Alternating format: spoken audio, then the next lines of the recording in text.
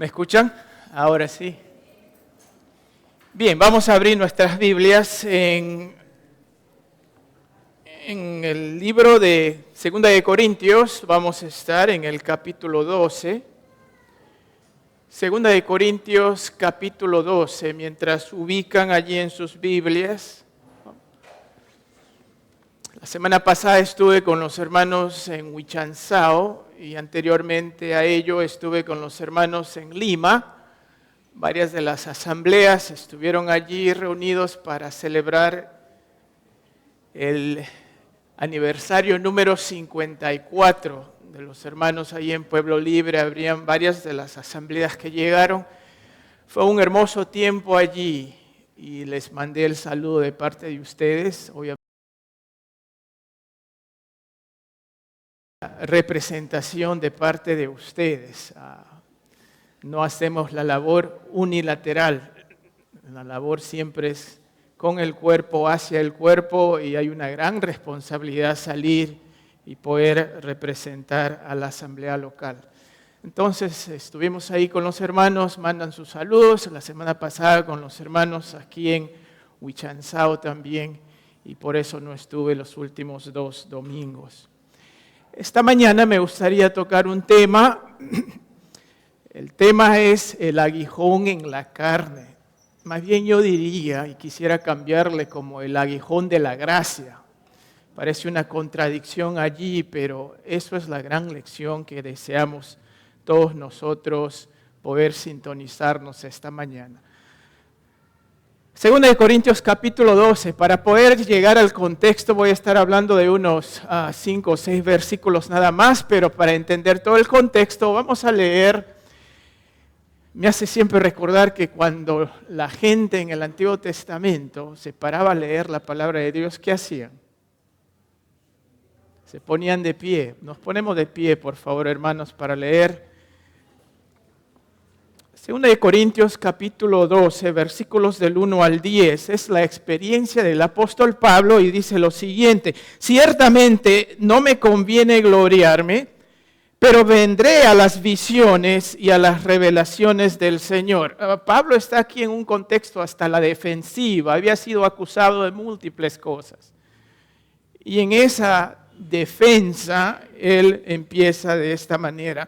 Conozco a un hombre en Cristo que hace 14 años, si en el cuerpo, no lo sé, si fuera del cuerpo, no lo sé. Dios lo sabe. Fue arrebatado hasta el tercer cielo.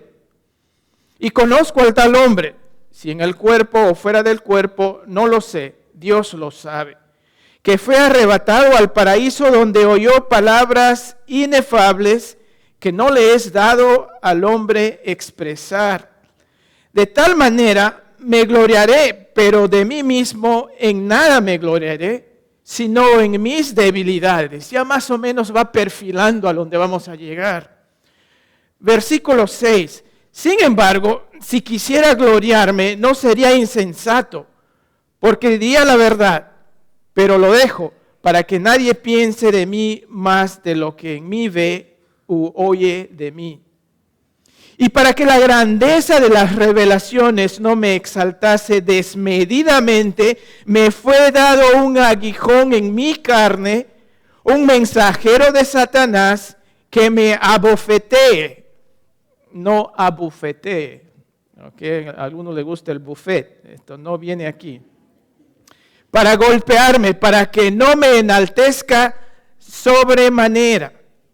Respecto a lo cual 3 veces he rogado al Señor que lo quite de mí. Y me ha dicho: bástate mi gracia, porque mi poder se perfecciona en la debilidad. Por tanto, de buena gana me gloriaré más bien en mis debilidades, para que repose sobre mí el poder de Cristo. Por lo cual, por amor a Cristo, me gozo en las debilidades, en afrentas, en necesidades, en persecuciones, en angustia, porque cuando soy débil, entonces soy fuerte. Padre Santo, deseamos que la fortaleza de tu palabra y el poder de tu gracia se materialice en nuestros corazones. Te lo suplico por los méritos de Cristo nuestro Señor. Amén. Tomen asiento, hermanos. Estaba visitando este lugar. Saben que el Señor nos ha llevado a múltiples lugares, costa, sierra y selva. En el último viaje estuvimos en San Luis, lo cual la obra continúa allí. Estamos tratando de perseverar a pesar de la distancia. Pero había llegado a este lugar que está por el río Chipurana lejano, donde habían llegado muchos hermanos. Y un hermano por allí salió a recibirme con muchas ganas y muy chévere el hermano. Ya cuando empezamos el trabajo, un día con mucho entusiasmo, se acerca y me dice, pastor, me dice, tengo algo para ti. Y bueno, yo le digo, gracias hermano, le digo, llámame hermano, en costumbre mía, ¿no? Recuerdo que Papá Heriberto siempre decía, cuando le llamaban pastor, él decía, no tenía nada de mal cuando escuchaba que le decían pastor, pero él decía, llámame hermano. Y siempre trato de imitar eso a donde vaya. Y le digo, hermano, llámame hermano. Me dice, ya pastor, me dijo él.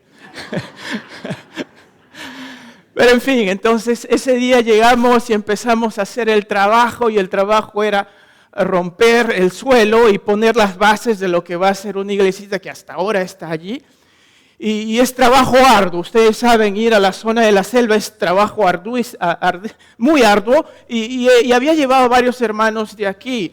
Y de cuando en cuando uno está haciendo ese trabajo, que alguien te traiga naranjas es pues algo celestial, ¿no? Naranjas, sandías. Ese día el hermano me dice, hermano, finalmente ya me dijo hermano me dice, tengo cañas en mi chacra, ¿te gustaría venir por unas cañas? Le dije, claro que sí, estaba pero empapado de sudor ahí con todos los que estaban trabajando conmigo. Nos vamos a su chacra y eran unas hermosísimas cañas. ¿A quién no le gustaría chupar caña cuando estás en medio de tremendo calor y todo lo demás? Entonces estuve tan embelesado con las cañas que me olvidó que no podía coger las cañas de la parte del cogollo. Eso arruinó mi día. De pronto me empapé con esas pequeñas espinillas que se me regó en todo el cuerpo. Me había olvidado ya de chupar las cañas porque sentía las espinillas en todo lugar. Qué interesante que ni siquiera lo puedes ver a simple vista, pero lo palpas, está ahí irritándote, está ahí malográndote el buen momento. Y efectivamente lo sentí el resto del día. Fue muy feo estar allí empapado con esas espinillas en el cuello, en las manos y hasta en la rodilla lo tenía. Yo no sé cómo me llegué a empapar de todas esas espinillas. Aunque insignificante por lo que parezca, tristemente tuvieron una manera de arruinarme el día. Al venir este texto me hizo pensar precisamente en esto, que hay ocasiones en la vida, y quisiera que ahora ustedes puedan seguirme aquí en la secuencia. Hay cosas que parecen insignificantes y al final, dependiendo de la perspectiva, es precisamente lo que es. La perspectiva nos permite apreciar si esto es de gran magnitud o es algo que el Señor está a punto de hacer en nuestra vida. En este tema del aguijón de la carne, me gustaría que consideremos qué hacer ante las persistentes o ante los persistentes desafíos de la vida. ¿Qué haces tú ante los persistentes desafíos de la vida? ¿Cómo vivir cuando hay algo allí que te está irritando, que te está malogrando el día? De hecho, que el Espíritu que mora en el creyente está dispuesto a transformarte, cualquier sea la situación, por más fea que sea, pero a veces no dejamos que el Espíritu aflore con la naturaleza del fruto del Espíritu. Es una lucha constante. Cuando hablamos del aguijón de la carne, pensemos en lo que es un aguijón. Esta palabrita significa un trozo de madera puntiagudo. Puede ser un palo, una estaca, una estaca afilada, una astilla, ¿ok? O una espinita o una aguja. Algo que se ha incrustado al cuerpo. Eso es lo que significa cuando se menciona aguijón. Pablo también utiliza la palabra golpear o abofetear, ¿no? Esta palabrita, desearíamos pensarlo, que tiene la intención de estar ejerciendo presión sobre el sujeto. O sea, es algo puntiagudo y es algo que está ejerciendo presión constante. Nosotros al traducir esto a nuestra vida diaria, podríamos decir que un aguijón es cualquier cosa que de manera constante está irritando tu vida. El aguijón es cualquier cosa que de manera constante está irritando tu vida. La gran lección con la cual empezaríamos diciendo es la siguiente: tengo un aguijón, no me puedo deshacer de este aguijón, no ha venido y no ha ocurrido nada para aliviar la irritabilidad que está causándome. Entonces, ¿qué voy a hacer ahora al respecto? ¿Cómo convivir con este aguijón? ¿Qué debo hacer?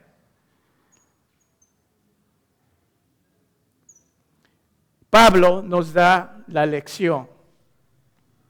Pablo empieza diciendo, tengo un aguijón, no sé qué voy a hacer con él. Nadie ha venido a socorrerme, nadie me está ayudando. En medio de estas circunstancias en las cuales me siento hasta irritado constantemente debido a que esto me está causando presión. Y la verdad es que tú y yo vamos a encontrar experiencias en la vida. Yo estoy más que seguro que muchos de ustedes están en este momento atravesando algún tipo de irritabilidad. Quizás no son esas espinillas de la caña. Vamos a ver las formas en las cuales esa irritabilidad te viene. Y es difícil deshacernos. Y el apóstol aquí está experimentando precisamente ello. Y Pablo nos va a decir qué debemos hacer. Y empieza de la siguiente manera. ¿Okay? ¿Qué vamos a hacer ante los persistentes desafíos de la vida? En primer lugar, Pablo nos dice, empezando en el versículo 8, hablando de ese aguijón en la carne, hablando de aquello que le está causando angustia, irritación, desconcentración, o más bien diríamos concentración solamente en la irritación. Pablo dice en el versículo 8, respecto a lo cual 3 veces he rogado al Señor que lo quite de mí. ¿Qué es lo primero que Pablo hace ante las experiencias o ante su experiencia irritable? ¿Qué es lo que hace? Lo primero que hace es rogar al Señor. Cuando uno enfrenta una insistente y constante experiencia en la cual no hay alivio, lo primero que debes hacer es ir a buscar al brujo. Lo primero que debes hacer es ir a ver al psicólogo. Lo primero que debes hacer es, y tú puedes llenar los espacios en blanco, la Biblia nos llama en todo tiempo a ir y buscar la dirección de Dios. Pedir que Dios se compadezca de tu situación. Ahí es donde todos comenzamos. Y eso empieza a darnos la dirección a la cual uno va a conseguir la respuesta que está buscando. A veces estamos yendo en múltiples direcciones. Es como ir a la panadería, ¿no? Y querer que de yema, francés. Y todos creemos que va a ser así. No, el pan de vida es lo único que te va a empezar a dar dirección apropiada a tu necesidad. Y aquel al cual venimos es el Señor. Y por lo tanto, Pablo ruega al Señor que en medio de esta insistente irritación, de este aguijón en la carne, Él dice, Señor, quita de mí este aguijón. Señor, quita de mí este aguijón. Pablo oró al Señor ¿Y qué es lo que el Señor le dijo? ¿Listo? ¿Ahí está? No. ¿Qué es lo que el Señor le dijo? ¿Espera? ¿Qué es lo que el Señor le dijo? Eso significa no. La respuesta a la petición de este hombre, como tú y yo, llamado nuestro hermano, el apóstol Pablo, la respuesta de Dios no es, ¿lo has pedido? Te alivio tu condición. Ha pedido, le dice, espera una semanita más. No, la respuesta a la petición del apóstol es un rotundo no. ¿Has considerado tú que quizás la experiencia en la cual tú estás atravesando es un no de Dios?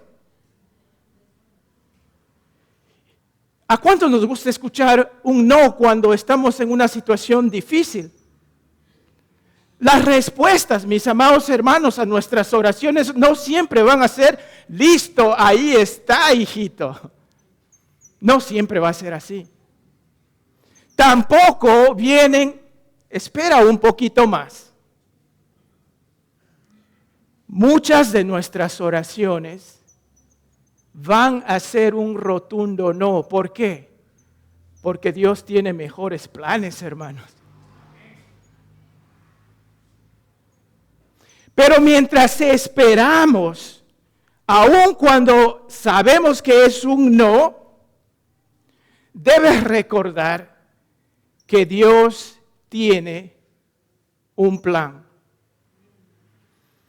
Podemos rogar que el Señor nos quite el aguijón, pero Él no siempre va a responder con lo que nosotros deseamos, pero Él siempre va a responder a nuestra necesidad. No pierdas ese enfoque.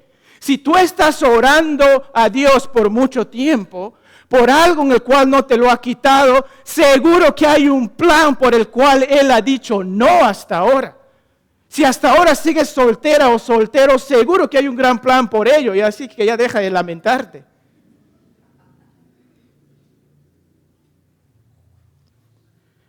Al venir a esta lección, decidí que iba a empezar diciéndoles que lo que les voy a decir esta mañana no les va a gustar, porque no me gustó a mí. Una de las clases que menos me gustó cuando estaba estudiando, justo en el último año de clases, fue la clase de conducción. ¿Cómo se llama eso, Ricky? ¿Conducción musical? Dirección. Eso fue lo peor de lo peor para mí. Yo no tengo ritmo, por eso que yo ni sé bailar y no quiero bailar. Soy bien cuadrado y no sé cómo moverme, y mi mano tampoco siguen de esa misma manera. Fue la peor clase que tuve. Bajó mi nota a un nivel hasta de 12 o 13 en mi promedio. Porque el día que el profesor me llamó y él se sentó al piano y él tocó la música, yo empecé a hacer esto, como decimos, con canillitas. Fue la peor clase. Y gracias a Dios que tenemos a Ricky, que sí saben ellos cómo dirigir, ¿no? Aunque ya no usamos esta cosa hoy en día, ¿no? Aunque el director del coro sí lo hace, creo. Pero la clase en la cual Dios va a exprimir en relación al aguijón en la carne. Y por más que no nos guste, allí vamos a ver la belleza del poder de Dios en tu vida y en mi vida. Lo primero entonces que tú debes hacer es, si tú estás enfrente de una gran experiencia irritable, difícil, hasta insostenible, pide, ruega a Dios, mi hermano. Ruega a Dios que te lo quite. Pero debes considerar que en la respuesta de Dios es posiblemente que no va a haber una respuesta a lo que tú estás buscando. Perdón, déjame mover algo aquí. No les estoy irritando, ¿no? A ver, ahora sí. Creo.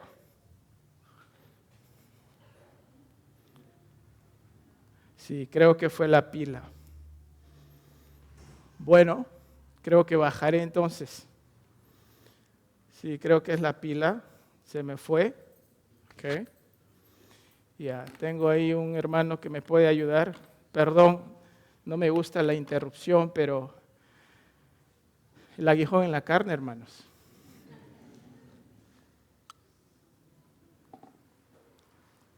Entonces, lo primero que debemos hacer es cuando nosotros tenemos estas experiencias que parecen insostenibles. Y alguien puede decir, pero hermano, seguro es fácil para ti decirlo porque tú no has tenido la esposa que yo tengo. O el esposo que yo tengo. Y estamos llegando ya a temas reales. Y yo estoy seguro que voy a ir, por eso que le decía que de repente no te va a gustar lo que estoy diciendo, porque voy a estar chocando en las maneras como tú y yo estamos acostumbrados a enfrentar las dificultades. Lo primero que debemos hacer es que debemos rogar a Dios que nos quite este aguijón, sabiendo que la respuesta puede ser un rotundo no. Y cuando es un rotundo no, es porque Dios, mis hermanos, tiene un plan. Dios tiene un plan. ¿Y cuál es ese plan? Vayamos al versículo 9. ¿Okay? Fíjense lo que dice en el versículo 9. Y me ha dicho, bástate mi gracia. Al decir bástate mi gracia, ahí está diciendo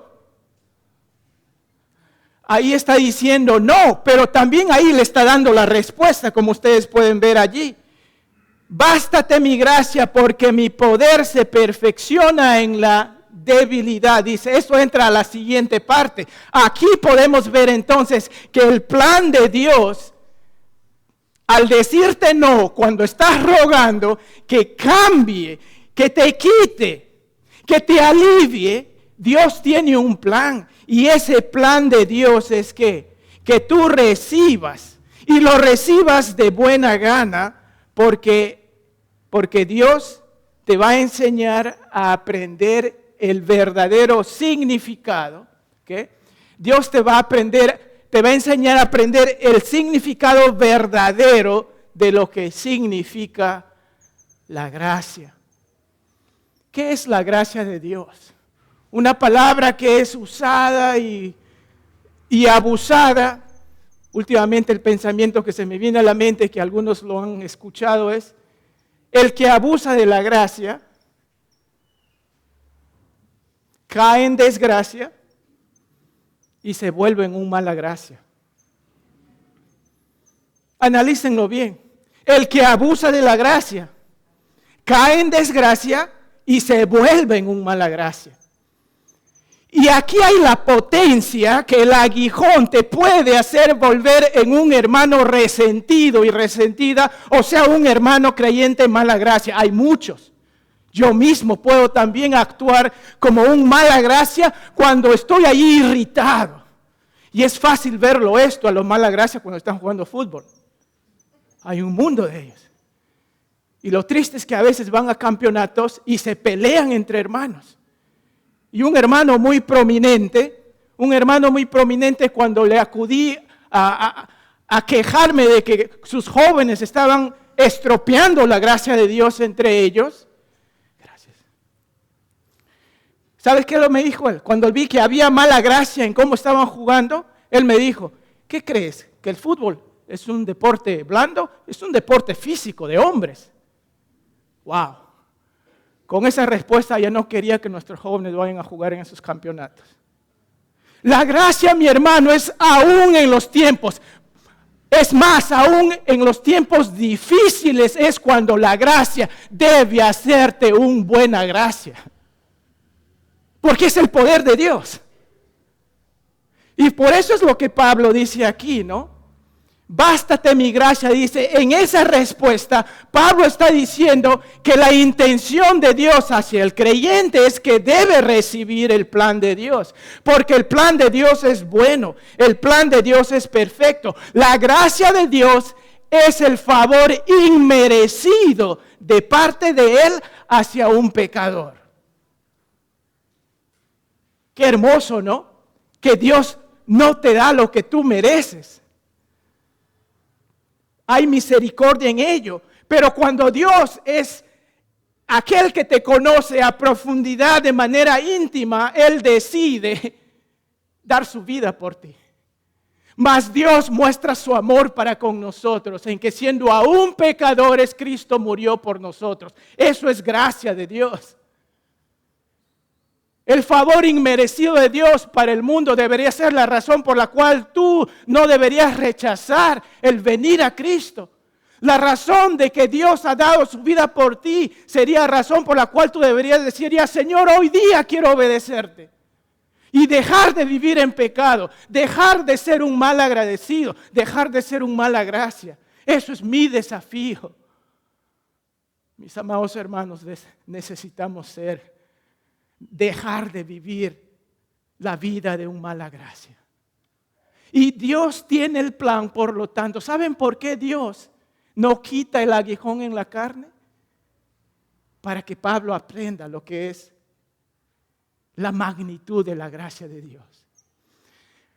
Cuando hablamos de la gracia de Dios, aquí debemos considerar el paquete todo de la gracia. Porque dice, porque mi poder se perfecciona en debilidad, por lo tanto de buena gana me gloriaré más bien en mis debilidades. Pablo ya había mencionado algo en relación a la gracia unas cuantas páginas atrás.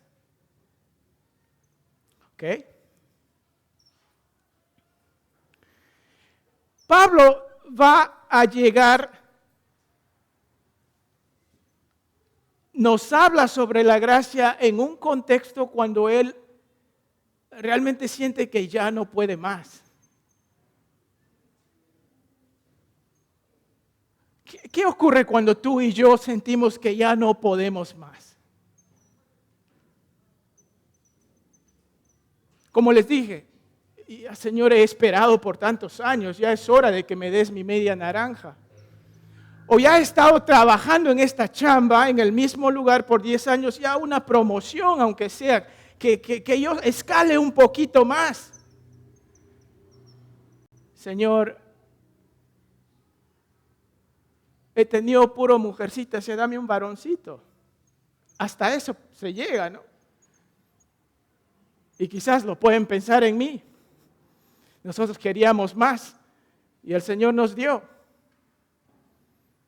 Y no sé, ¿en 5 ya paramos o podemos más?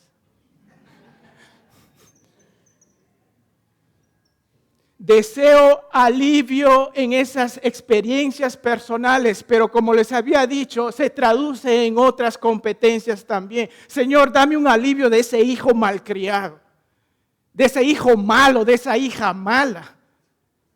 Dame un alivio de ese vecino, de ese esposo, de esa esposa tóxica, de ese trabajo, de esa deuda. Señor, alivíame. Estas cosas, otra vez, son muy irritables.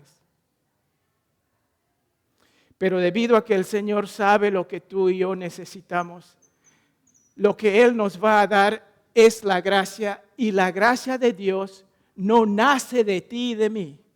No nace de la persona, la gracia viene auténticamente de Dios. Solamente Dios te puede dar gracia. No es como si tú estás, me acuerdo cuando Sara y yo terminamos, y yo pensé que ahí se acababa todo, agarré el balón y me fui a la cancha y solito pateaba, pero con la más rabia fuerte que tenía. Y ahí supuestamente me aliviaba. ¿Qué han hecho ustedes cuando han tenido tiempos difíciles? Algunos dicen, me tomo un café y eso me va a calmar, ¿no? O salgo por un paseíto por el parque y eso ya... ahora sí, podemos.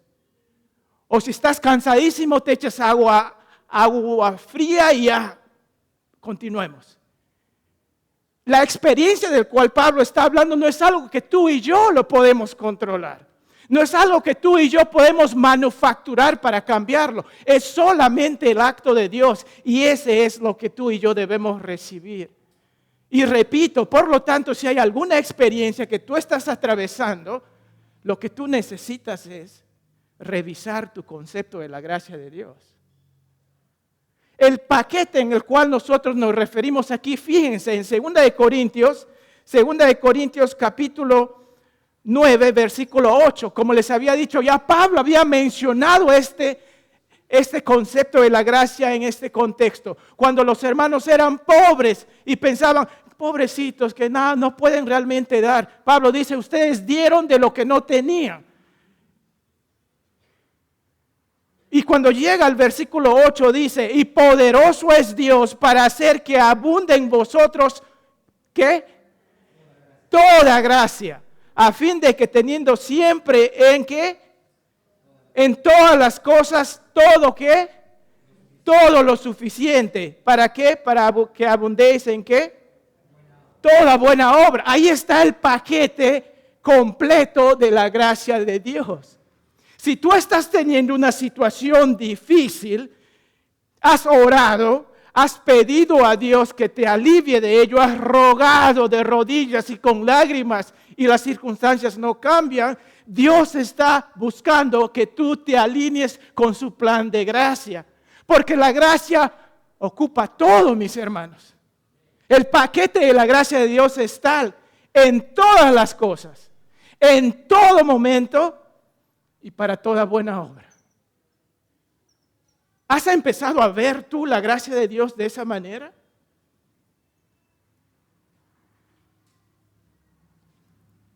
Pablo continúa. ¿Qué hacer ante las situaciones difíciles, permanentes, en las cuales estamos involucrados, en las cuales estamos luchando día a día?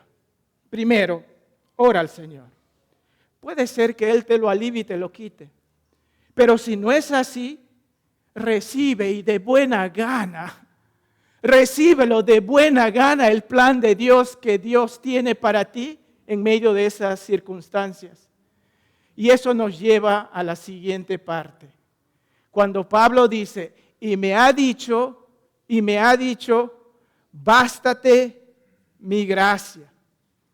Porque mi poder se perfecciona en la debilidad, por tanto de buena gana me gloriaré más bien en mis debilidades para que repose sobre mí el poder de Cristo. Ruega al Señor, recibe su plan y ahora lo que debes hacer un reajuste. Debes hacer un reajuste en tu vida personal, amparado en la circunstancia en la cual estás. Nos debemos reajustar a la gracia de Dios para cumplir el propósito de Dios. ¿Has orado? El Señor te ha dicho que no. No trates de sacarte el aguijón a la fuerza. A veces al intentar sacarte el aguijón por tu propia cuenta te vas a lastimar más. ¿No les han puesto a ustedes ese intravenoso? Seguro en la película lo han visto que lo agarran y lo jalan. Yo no creo que funcione así. No imiten lo que se hace en las películas, porque algunos terminan muertos por ello. Muchos al intentar por nuestra cuenta sacar algo, lo cual Dios está permitiendo como parte de su plan para que tú entiendas la gracia, podemos dañarnos y podemos arruinar hasta peor nuestra vida. No intentes sacarlo a tu manera. No resistas la obra de gracia de Dios. Más bien, súbete a la tabla de la gracia. ¿Han visto cómo los surfistas de moda? Creo que hay un peruano que está a punto de pasar a la semifinal, ¿no? Correr tablas, a surfear. La gracia, mi hermano, tiene una propiedad de hacerte un atleta espiritual. Si tú tan solo estás dispuesto a subirte al patrón de la gracia de Dios. Y esta manera como el reajuste ocurre es si nosotros empezamos a considerar la distracción divina que Dios tiene al frente de nosotros. ¿Recuerdan esas espinillas que yo tenía cuando había cogido el cogollo? Terminó arruinándome el día hasta que llegó la noche. Llegó la noche y veía que hermanos venían de otros pueblos y venían contentos para el aire libre, dispuestos a cantar, dispuestos a compartir su testimonio. Y cuando vi las ganas de los hermanos que ponían, me cambió el semblante. De pronto ya no empecé a sentir más esas espinillas, aunque estaban allí. Lo que tú necesitas es concentrarte en lo que Dios está tratando de hacer. La concentración divina en los planes de Dios es clave. Me hace pensar en ese esposo que tenía una esposa tóxica y no quería volver del trabajo a la casa. Llegaba a las 5:30 de la tarde y decía, ay, voy a volver otra vez. No quería volver a casa. Pero como era un buen esposo, aprendiendo de la gracia, dijo, voy a volver a casa. Pero venía con un sentido de irritabilidad, que las cosas no van a estar bien allí y todo lo demás, y ya no sé, entro o no entro. Y de pronto, al punto de abrir la casa, la puerta, encuentra un sobre. Y en el sobre lo abre y un pariente le había dado un cheque por $1,000,000. Inmediatamente abrió la puerta y corrió a abrazar a su esposa. Se olvidó que era tóxica. ¿Por qué se olvidó de la irritabilidad a la cual él venía? Por lo que tenía en la mano, por lo que significaba ella. Y eso es lo que Dios está intentando darte un billete a algo que el mundo no te lo va a enseñar. Es solamente el poder de Dios que puede transformar a hombres y mujeres como tú y yo, tan débiles en algo grande. Y eso es un arte de Dios, es solamente algo que Dios lo puede hacer. Y estamos a punto de verlo.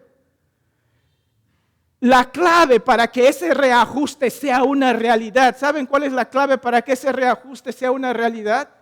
Es la humillación, es la humildad. Porque a veces tú y yo no estamos aprendiendo a hacer el reajuste porque estamos diciendo, pero Señor, yo quiero esto. Tú quieres eso, pero yo quiero esto. Y quiero quedarme con esto. Y si no es esto, nada de eso. O sea, yo tengo mis condiciones, yo tengo mis formas, yo tengo mis apreciaciones y quiero quedarme con ello. No estoy siendo humilde a recibir de lo que Él me da.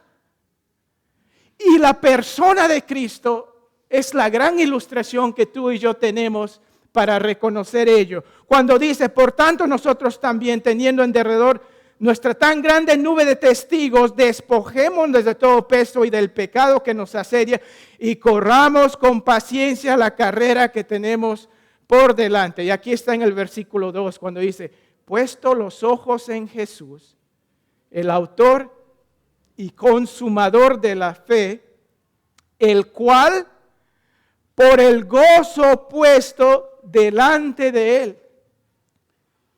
Lo que Cristo sufrió no fue fácil, de ninguna manera. Fue muy difícil, horroroso, sangriento, violento, pero Él mantuvo su mirada en el gozo de ver a todos sus hermanos siendo acercados a la presencia de Dios por medio de su sacrificio.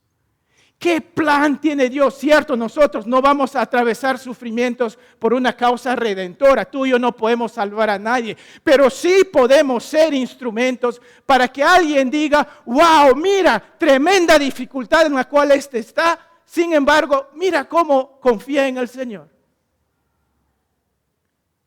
Esa clase de actitud hace pensar al incrédulo.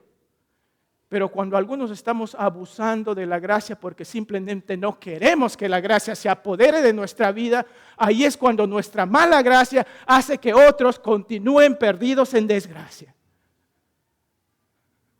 Mis hermanos, tenemos esta gran herramienta y las dificultades de la vida nos ayudan a expresar la magnitud del poder de Dios. Parece que la gracia hasta parece inconsistente. En un viaje que hicimos con mis hijos y mi esposa, estuvimos viajando desde Washington, desde un lugar que se llama Federal Way, está como a 4 horas de Portland, en Oregon. Y tenía que encontrarme con alguien en Portland cuando yo venía desde Federal Way. Y se me iba la hora y empecé a darle duro. Y estaba que avanzaba y iba a llegar pues con justas a la hora si iba a esa velocidad. Y mi esposa me decía, cálmate. Y yo no sé qué me decía, creo que me decía, te va a caer, ¿no? Pero no me caía nada, entonces eran como 2 horas y media y continuaba.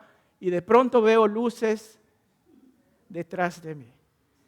Alguien me había reportado que estaba acercándome demasiado a los carros delante de mí. Y la policía me para y me dice, ¿sabe lo que has hecho? Bueno, traté de hacerme el 8, pero ya no pude. Y lo peor era que ni siquiera era mi vehículo. Tenía una vergüenza tremenda. Y me dice, ¿y a qué te dedicas? Peor todavía. Al final de cuentas, me dio una multa por $150. Dolió, pero me permitió continuar. Ya me fui a velocidad, lo que decía, y llegué. Al siguiente día tenía que dar un reporte misionero. Mi conciencia estaba que me comía, no me sentía bien. Me sentí mal, me sentía avergonzado con mis hijos y todo lo demás. El carro no era mío, ¿qué le voy a decir al dueño? Pero tenía que dar la cara.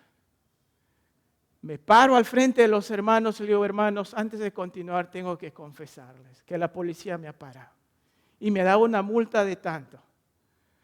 Con eso ya puedo continuar, hermanos. Al final de mi presentación, un hermano se acerca y me dice, toma $150 para que pagues tu multa. El pecador aquí recibiendo pago para su pecado. Pero no terminó allí. El hermano me dice, a propósito, ¿puedo llevarte a ti y a tu esposa a comer en un restaurante por ahí? O sea, al pecador le paga su multa y ahora quieres invitarle a comer gratis. Ustedes desconocen el amor de Dios en su gracia para magnificarse. Somos el objeto de la gracia de Dios. Con ello no quiero decir que tú vayas y sigas pecando. Más bien yo quiero decirte que el objeto de la gracia de Dios es tal que dio su propio Hijo por ti y por mí.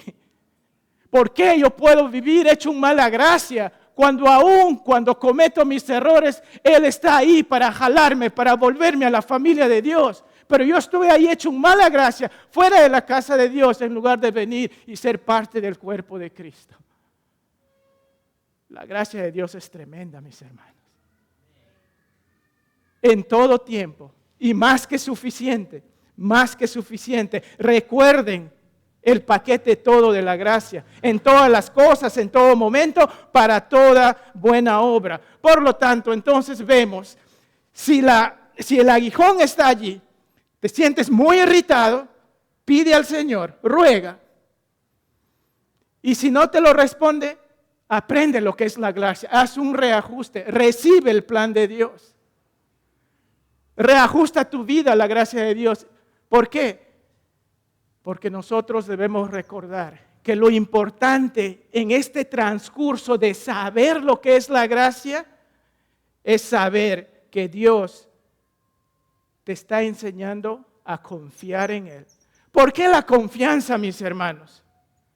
Porque aunque parece que las cosas no están bien, cuando tú le pones en las manos de Dios, tú sabes que todo va a estar bien. Estábamos viendo una película con los chicos el otro día que decían estos de la India, all is well, all is well. Hoy lo dicen, all is well. todo va a estar bien, aun cuando lo duro que parezca el momento. Si tú estás en las manos de Dios, todo va a estar bien. Porque eso es nuestra confianza. Yo sé que de repente estás luchando con una enfermedad muy difícil. Tengo un amigo con el cual, John Park, que se oró esta mañana.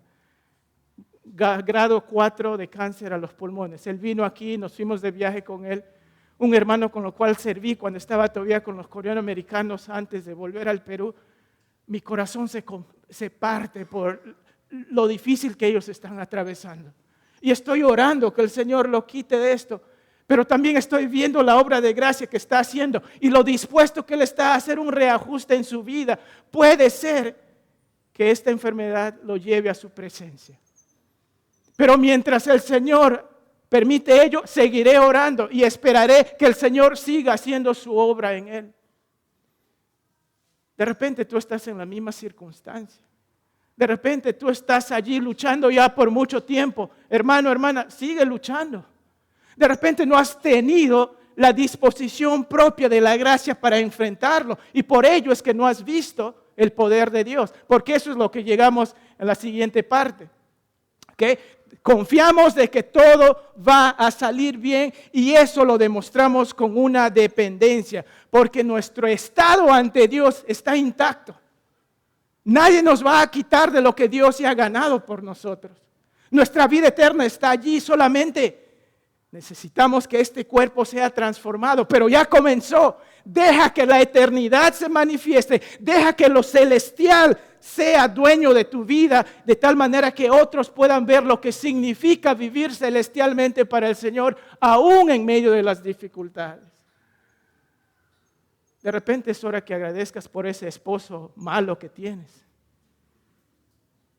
No estoy diciendo cosas de pecado. O esa hermana, por falta de palabra, esa hermana tóxica con la cual te has casado, de repente es algo que el Señor lo está permitiendo para que aprendas más de la gracia de Dios. Esa enfermedad, ese trabajador, ese hijo. Y si no es así, agradece al Señor por esa gran esposa, por ese gran esposo que tienes. Estuve ayer repasando un poco los casi 24 años con mi esposa. Este próximo lunes cumplimos 24 años. Increíble. Parece que fueran 24 días. Es bueno reconocer la gracia de Dios con la pareja con la cual el Señor te ha dado. Y si estás soltera o soltero, abraza la gracia. Es el mejor esposo o esposa que el Señor te está permitiendo hasta estas alturas. ¿Por qué digo ello? Fíjense lo que dice el apóstol Pablo, y para culminar ya, versículo 10. Por lo cual, por amor a Cristo, me gozo en las debilidades, en afrentas, en necesidades, en persecuciones, en angustias, porque cuando soy débil, entonces soy fuerte. ¿Ven la locura de lo que Pablo está diciendo allí? ¿Pueden notarlo? En otras palabras, gracias, Señor, por esa tóxica que me has dado. Me voy a gloriar, Señor, por ese loco esposo inútil que me has dado. Gracias, Señor. Pablo está diciendo eso en aquello que le está debilitando. Dice, Señor, gracias. Eso no toma sentido en el mundo. Es que el mundo no te va a enseñar sobre la gracia. Pablo dice aquí que debemos reposar en nuestra debilidad. Y cuando hacemos reposo es porque lo hacemos con un propósito, mis hermanos. No es que estamos allí simplemente rascándonos la panza, decimos, ya pues Él es así, Él es así. No, hay un propósito. La gracia está aquí activada, propiamente ejecutada, conscientemente recibida, de tal manera que ese esposo loco, esa esposa tóxica, de repente pueda recibir un sacudón y realmente volver la mirada al Señor. Pablo nos dice que debemos reposar en todo caso en el Señor cuando tenemos estas actitudes de debilidad por el aguijón en la carne. Y es que Dios es un genio en transformar nuestras debilidades en algo grande. Esto está en toda la Biblia. Un tartamudo como Moisés, Dios lo usó. Con un pequeño bastón de palo, Dios partió el mar rojo.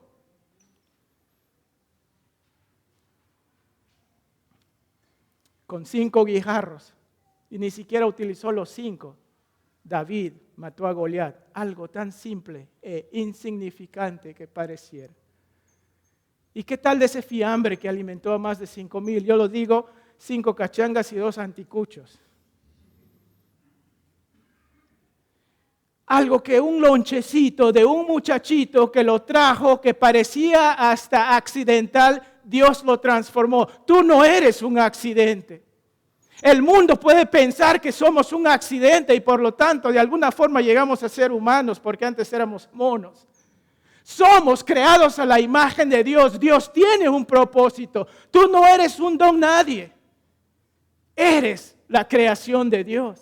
Y si estás con Cristo, tú has sido redimido por su propia sangre. En nuestras debilidades Dios desea magnificarse. Entonces alguien puede decir, entonces, ¿por qué es que hasta ahora no he visto la obra de gracia de Dios manifestándose? ¿Saben por qué? Porque no estás haciendo lo que Pablo dice que hagamos. Lo que Pablo dice que hagamos es cuando tienes una debilidad y sabes que es como un aguijón de la carne, debes celebrar, debes jactarte de ello y debes alabar a Dios. ¿Estás haciendo eso en tu vida? ¿Estás celebrando esa debilidad ante Dios? ¿Estás jactándote de ello? Ahí está, lo dice el apóstol. Y alabemos a Dios por esta debilidad. Pero en lugar de hacer eso, muchos de nosotros nos resentimos con Dios. Y muchos hemos estado banqueados, voluntariamente calentando la banca porque estamos resentidos con Dios. Y algunos hasta salen de la iglesia porque están resentidos con Dios. Tristemente, han desechado la obra de gracia de Dios, han desechado el plan de Dios. Debemos, hermanos, abrazar ese reajuste que Dios está intentando hacer en tu vida. No estoy pidiendo mal para ninguno. No estoy pidiendo malas circunstancias para ninguno. Dios conoce la razón. Algunos estamos en situaciones feas por nuestro pecado, pero algunos no. Más que seguro el Señor tiene un plan. Y de hecho Dios desea que nosotros aprendamos la lección de la gracia. Señor, gracias por ese esposo loco. ¿Puedes decir eso? Señor, gracias por ese mal vecino, con tal que no sea en un contexto de pecado. Señor, gracias por ese mal hijo. Señor, gracias que aún estoy soltero. Yo agradezco al Señor que Él no respondió para casarme con esas chicas que se me venían a la mente cuando a su debido tiempo oré, Señor, quiero casarme con ella y todo. Gracias a Dios que no me escuchó esas oraciones. Gracias a Dios que mi esposa fue la que Él tenía por mí. Si el Señor no ha escuchado tu oración todavía, abraza la gracia, recibe la gracia, celebra la gracia, jáctate de la gracia de Dios. Voy a agradecer al Señor en todo tiempo, aún más cuando soy débil. Porque cuando soy débil, dice el Señor, ¿qué hace? Él manifiesta su poder. Cuando uno no abusa de la gracia, vamos a volvernos en creyentes con potencia. Vamos a volvernos creyentes atractivos. Abraza la oportunidad que el aguijón de la carne, mis hermanos, nos da para ser creyentes buena gracia. Había un lugar en una vecindad, una construcción. Tenía como 20 pisos. Y resulta que había un único ascensor, una falla de diseño. ¿Okay? Y cuando el ascensor funcionaba, las personas tenían que esperar un montón. Y todos empezaron a quejarse de que ese ascensor no estaba funcionando. Mira, estoy aquí en el piso tal y para llegar a tal piso tengo que esperar una eternidad. ¿Ustedes han tenido eso? ¿Se han quejado por los pisos que tienen? Yeah. La gente estaba que se alborotaba y se los ingenió a los dueños a hacer algo. Decidieron poner espejos en cada piso. Al poner espejos en cada piso, la gente venía y al mirar los espejos, se chequeaban, las mujeres